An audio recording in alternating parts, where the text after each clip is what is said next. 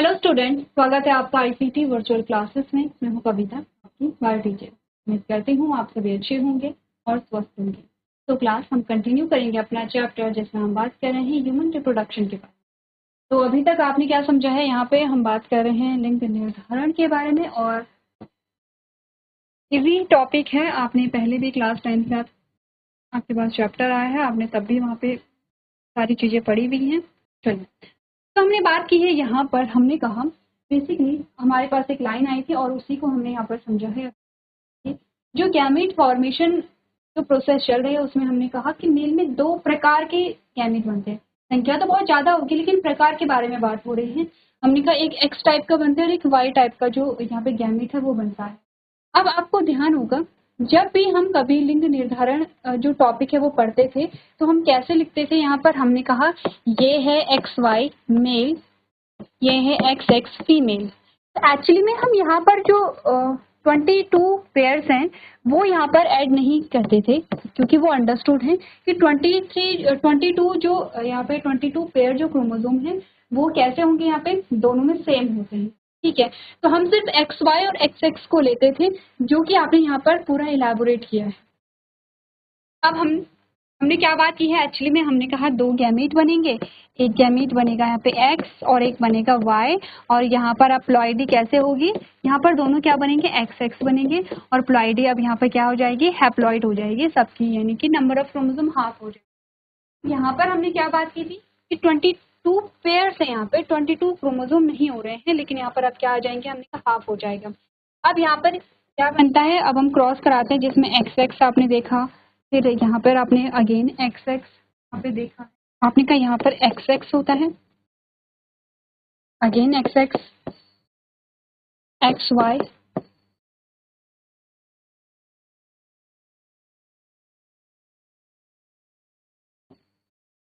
और X Y. इन चीजों से हमने क्या यहाँ पर प्रश्न निकाला है कि जो गैमेट फॉर्मेशन है वो क्या होता है? एक नेचुरल प्रोसेस है। पॉसिबिलिटी हमने कहा दो प्रकार के गैमेट की होती है, और दो प्रकार के जो गैमेट है यहाँ पर डिपेंड करता है कि कौन सा गैमेट किसके साथ यहाँ पे फ्यूज हुआ है। आपने कहा मेल का एक्स टाइप जो गैमेट है वो फ्यूज होता है, तो यहाँ पे क्या होगा? जो यहाँ पे जो चाइल्ड होगा वो कैसा होगा? आपने कहा वो यहाँ पे फीमेल चाइल्ड होगा। अगर मेल का वाई क्रोमोसोम यहाँ पे फ्यूज होता है, तो यहाँ पे कौन सा जो चाइल्ड होगा वो आपने कहा कि मेल चाइल्ड। सेम चीजें पढ़ लें जो हमने अभी तक डिस्कस की हैं। हमने कहा the sex chromosome in the sperm is the factor that determine the sex of foetus. आपने कहा जो फीटस है उसके लिंग का निर्धारण किस पे डिपेंड करता है? यहाँ पे मेल गैमेट के क्रोमोसोम पे डिपेंड करता है। As the female is X X, क्योंकि फीमेल क्या एक्स एक्स है, and the ovum will always carry a X chromosome. अगर आपने यहाँ पर देखा तो हमने कहा अगर फीमेल चाइल्ड है, ये मेल चाइल्ड है, यहाँ पर फीमेल हमेशा ही एक्स क्रोमोसोम पास करती है। ठीक है, दोनों में ही। अब यहाँ पर देख रहे हैं कि मेल में हमने कहा the zygote is divided by a mitotic division which start as it moves along the isthmus of the oviduct towards the uterus and form 2, 4, 8 and 16 daughter cells known as blastomeres। अब हम यहाँ पे development की बात करेंगे कि zygote का development कैसे हुआ है, उससे देख लेंगे जो हमने लिंग निर्धारण की बात की।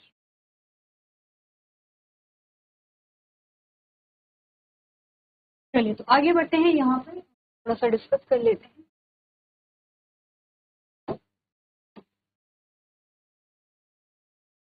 अब हमने क्या बात की है? हमने कहा ये है जाइगोट, जो एक सिंगल सेल। ठीक है, सिंगल सेल है। ये जो सिंगल सेल है, अब ये दो सेल में डिवाइड होने लगते हैं।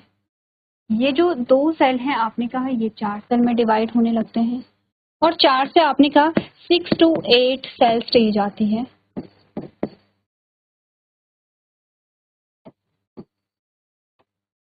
स्टेज, ठीक है, आते हैं। तो इस प्रकार से क्या होगा? जो जैसे जैसे आपने कहा कि जो सेल डिवाइड हो रही है, वैसे वैसे जो जाइगोट है वो आगे की ओर बढ़ता चला जाएगा, जैसे कि आपने बात की है इस प्रकार से। डायग्राम जो बन रहा है, आप बताएंगे डायग्राम किस चीज का है?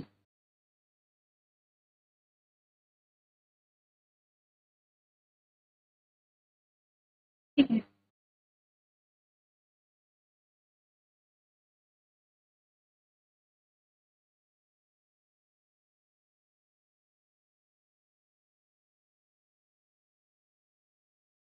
ये जो आपको जो फोल्डिंग वाली लेयर दिखाई गई है वो कौन सी लेयर है? एंडोमेट्रियम के बारे में आपने देखा था कि जैसे जैसे हार्मोनल सिक्रीशन होता है एंडोमेट्रियम में क्या क्या चेंजेस यहाँ पर आते हैं।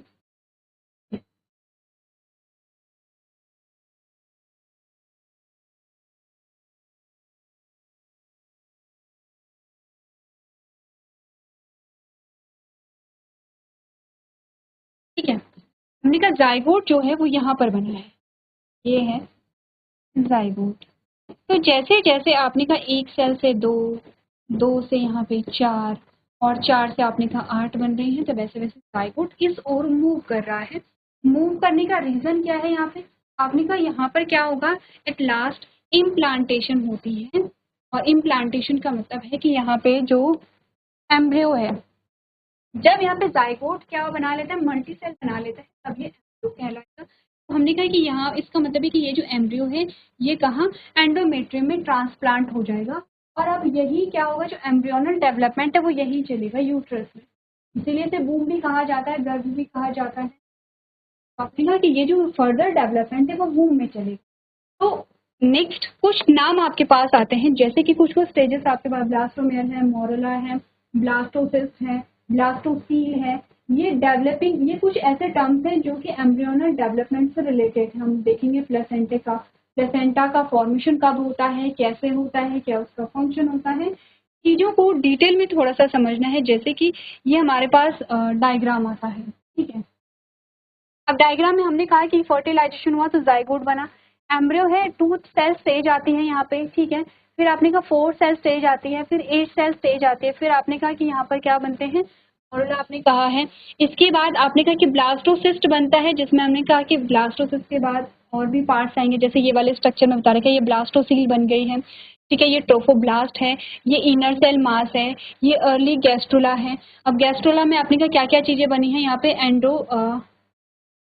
एक्टोडर्म यहाँ पर बना है, एंडोडर्म है, ये लेयर्स आपको बता रखी हैं, ठीक है। उसके बाद आपने का जो फीटस है वो 4 वीक का है, ये जो फीटस है ये 10 वीक का है, ये जो फीटस है ये 16 वीक का है, और ये जो फीटस है ये 20 वीक का है।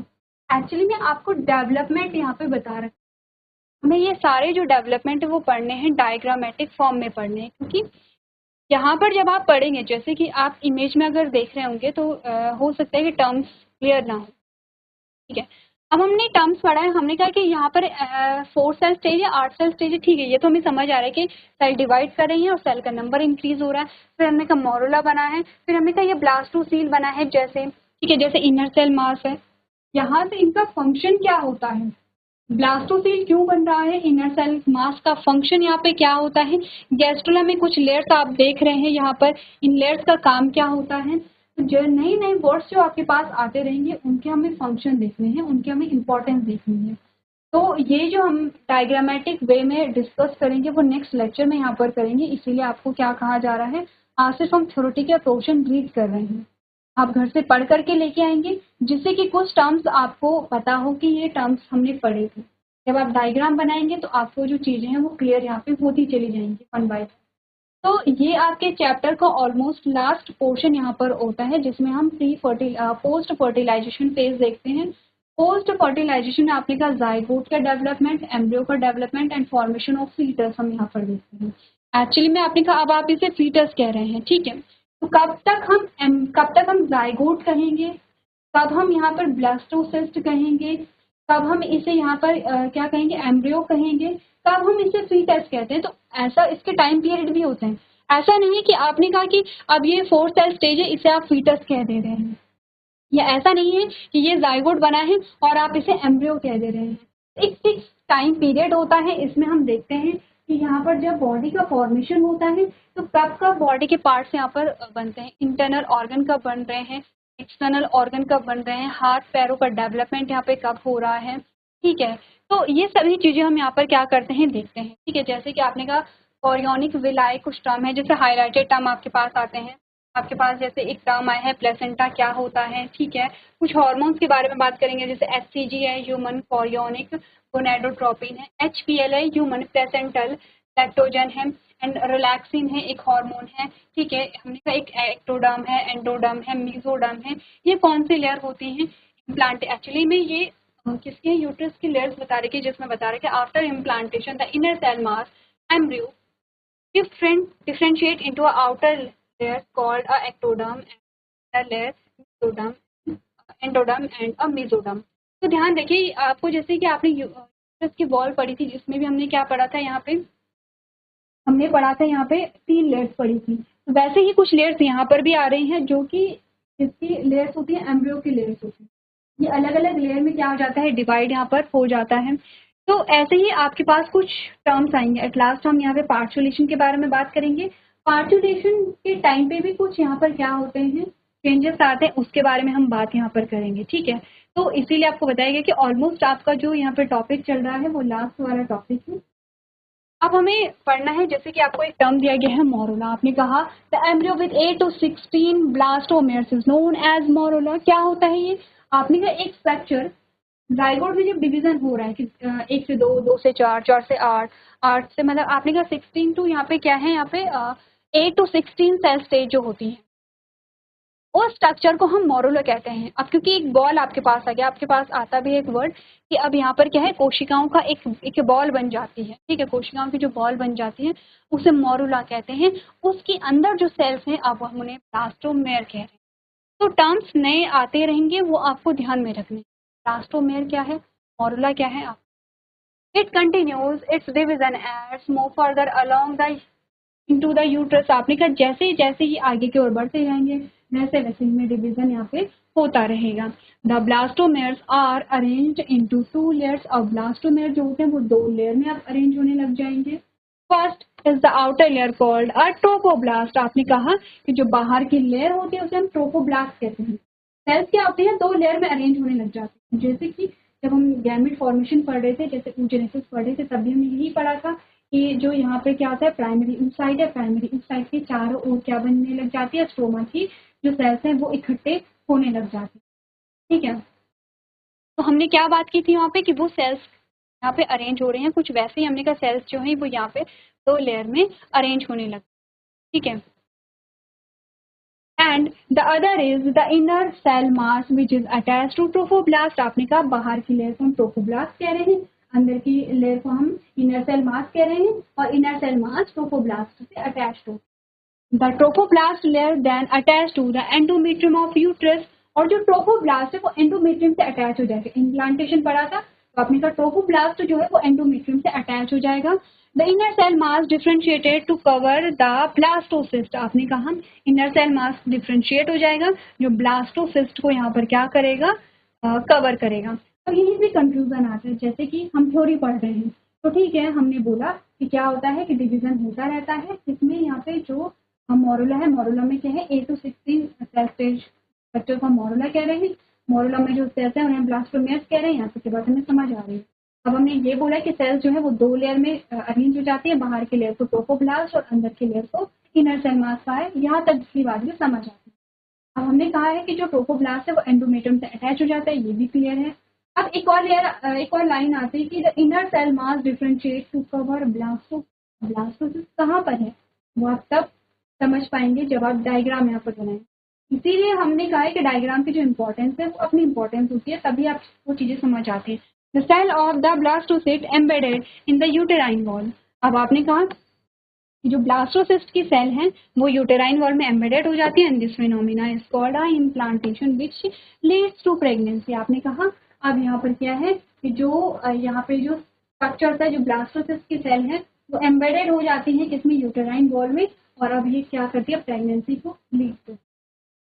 तो कुछ चीजें समझ में आई होंगी, कुछ चीजें समझ में नहीं आई होंगी, नहीं आई हैं तो कोई बात नहीं है, हम नेक्स्ट लेक्चर में डिटेल में समझेंगे। एक बार आप लोग रीड कर लेंगे हमने क्या क्या चीज।